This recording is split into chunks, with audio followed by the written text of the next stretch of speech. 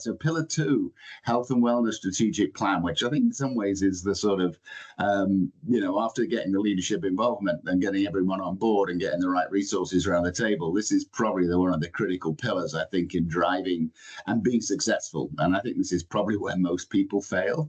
So I thought it'd be a good conversation around it. So I love Dilbert. It sort of comes in, so I'm thinking getting into strategic planning game. If I understand the job description, you basically hallucinate about the future and then something different happens, which is pretty close to true.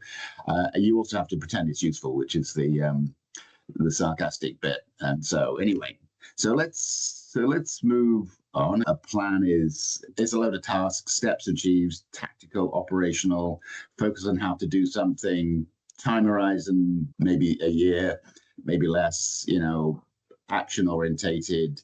Example, launch a new wellness plan by the end of Q4, whereas a strategic plan is a sort of high-level long-term blueprint for achieving major organizational goals. So it's, broad, it's organizational-wide, and it includes what you're going to be doing, but also why you're going to be doing. And I think the why is often one of the important pieces.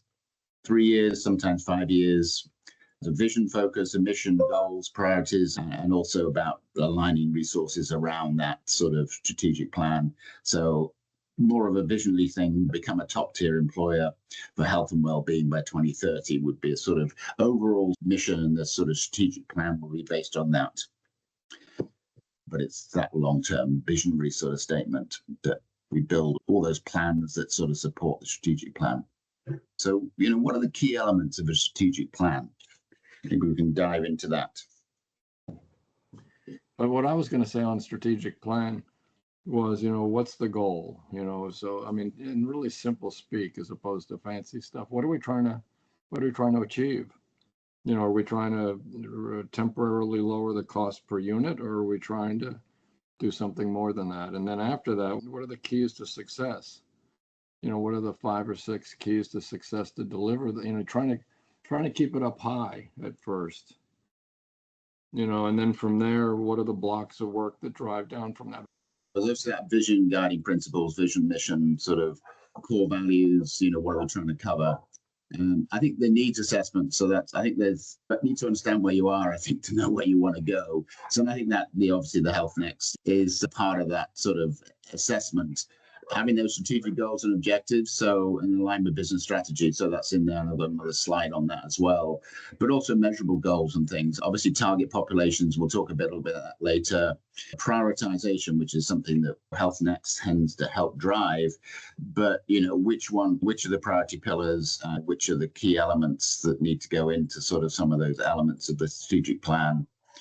I think one of the things and I think we brought it up, was this sort of stakeholder engagement. And I think there's a whole process around sort of stakeholder mapping, which I think would be a good thing to bring into the assessment process fairly early on, about who are the key stakeholders from senior leadership, HR, finance, operational management, EHS, wherever else, and assess where they are in terms of how much involved they are, how much influence they have, and control over things to sort of strategically map out stakeholders, and then obviously getting into the sort of messaging, communication, and then the sustainability and scalability of whatever we do.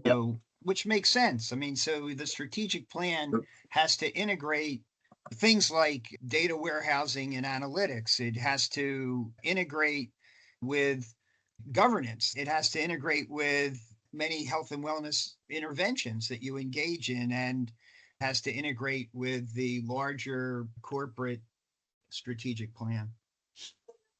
The next slide, I think, was one that I think is really important, and this integration that the health and well-being plan must help drive the company's strategic plan. And if it's not connected, then it will die eventually. And keeping it connected is really hard, because I know from my days at J&J, if you can get metrics engaged in the sort of overall corporate metrics, it's very, very, very powerful. And it means that you don't have to fight throughout the organization why we're doing something. It just sort of says, okay, we're doing this because it's part of the company's strategic plan. This is just an element of it, but they see it how it connects. So I think this is really, really important. And taking care of your employees so they can take care of the customers is what we're always trying to seek out inside of the company strategic plan. But more easily said, the HR slogan that has been historically perpetrated is the job of HR is to get people with the skill and provide them with the will. And we have always said, and make sure they're not ill. And so it doesn't really matter how skilled the people are, and it doesn't really matter how committed they are if they're not well.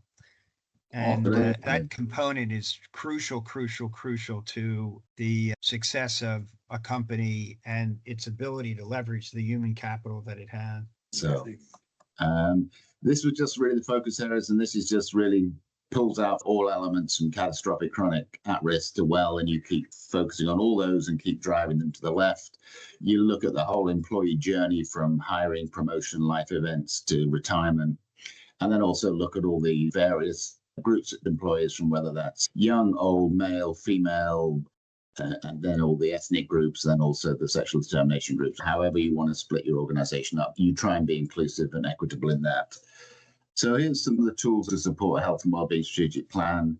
So things from obviously data inputs from HRAs, SWOT analysis, social determinants of health analysis, all the data points. And journey mapping is really trying to cover all those different types of different groups of people and sickness levels and health levels, plus also that lifetime, journey while they're there.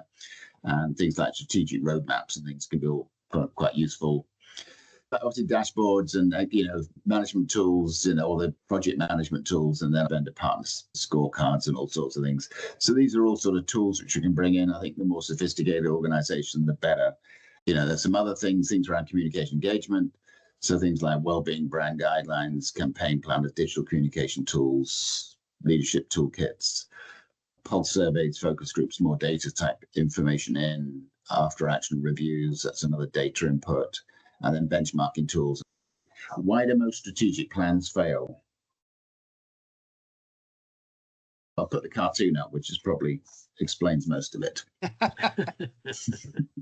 think this is probably one of the big issues, that strategic plans, if they're not live and looked at on a regular basis, obviously the tactical plan really has the organization's mission and vision changed at all. And certainly, obviously, like major takeovers and mergers and acquisitions can be a major influence, but maybe a change in leadership as well can be a significant issue that has to happen.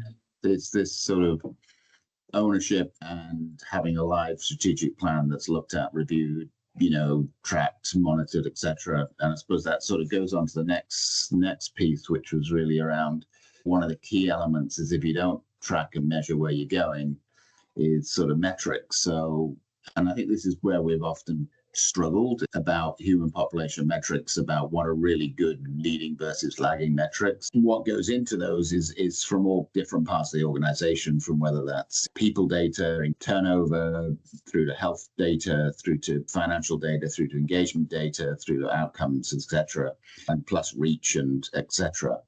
Have a metric that works for the organization, that's understandable, and people understand what goes in to make it, and then also what's easy to track on a regular basis. Vision without a strategy is just an illusion. That sort of sums up what we're trying to do. Most companies want to have the healthiest employees that thrive, but they don't have a strategy to get there. So that's what we're really trying to do.